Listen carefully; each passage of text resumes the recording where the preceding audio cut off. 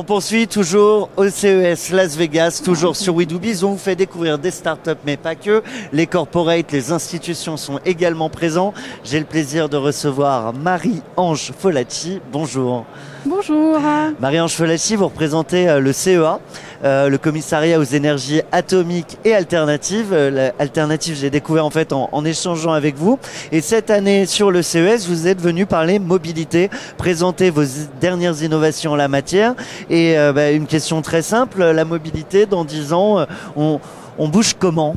Écoutez, dans 10 ans, elle sera connectée et elle sera verte aussi, parce que l'important, c'est d'avoir des produits à la fois innovants, mais on est dans une démarche d'économie de la planète qui est quand même en souffrance.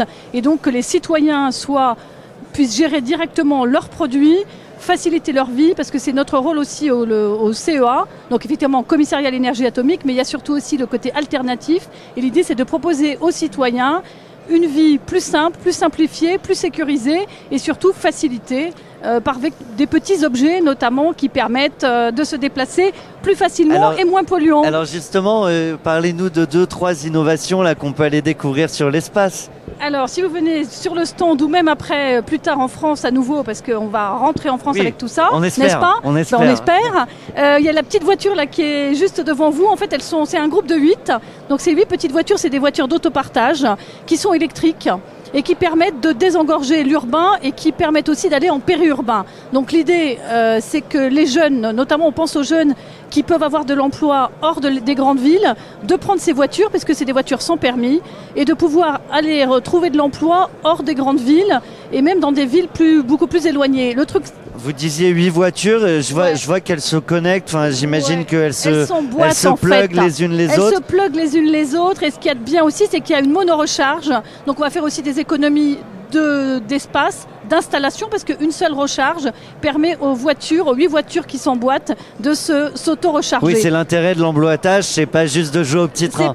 C'est pas jouer aux autotamponneuses ou au petit train, c'est vraiment de s'emboîter et de se connecter. On est à nouveau dans la connexion. Gain d'espace et de temps. Gain d'espace, de temps, on est toujours dans le vert, puisqu'on aura moins de déchets et on aura juste une simple borne qui pourra en recharger à ce stade 8. Allez, une autre innovation. Une autre innovation, alors là devant moi j'ai une prise. Donc jusque-là, c'est une prise. Mais normalement, là, on est aux États-Unis, donc on est venu de France. C'est pas n'importe quelle prise.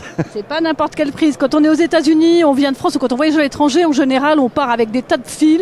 On a toujours oublié soit le chargeur de son portable, le chargeur de son ordi. On n'a pas l'adaptateur. Donc là, l'idée, c'est qu'à moyen terme, donc d'ici 10 ans, c'est qu'on ait une monoprise, une prise un peu universelle et qui permette à tous les devices de la maison ou du bureau de se recharger avec une même prise ou avec un câble USB-C. Il est nécessaire d'avoir un câble USB-C.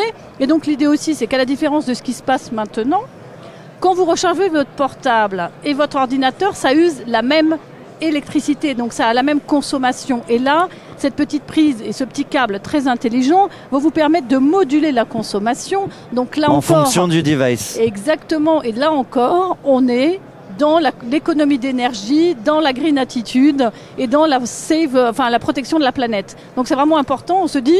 Et puis on est aussi dans la facilité pour le citoyen, pour les voyageurs, pour chacun de nous au quotidien, d'avoir des objets usuels, pratiques, et on ne se prend plus la tête, quoi. Un mot là sur les innovations. Il y a quelques startups, mais il y a aussi des innovations portées directement, inventées au sein du CEA. Alors les startups qui sont présentes sur notre stand au CEA, le stand donc, qui cette année est sous l'égide sous l'emblème de la mobilité, ce sont des startups qu'on a nous-mêmes essaimées. D'accord, donc il y a des innovations et à un moment vous dites c'est quoi l'usage et on crée un business autour de ça. Exactement, donc c'est des chercheurs du CEA qui à la base ont créé cette nouvelle technologie et ont vu si ça correspondait à une attente ou au contraire, oui, ça correspond fatalement à une attente, mais de fait, se dire aussi est-ce qu'on peut aller au-delà de cette attente. Donc c'est aussi pour ça qu'on est là au CES, parce qu'on est là pour présenter nos technologies innovantes, mais aussi voir les besoins, parce que le CES c'est consumer, mais c'est aussi citizen, et ça aide aussi à savoir ce qu'attendent les citoyens des nouvelles technos et de l'usage. C'est-à-dire, je reviens sur cette notion de rapport aux entreprises. On a beaucoup d'entreprises qui nous suivent.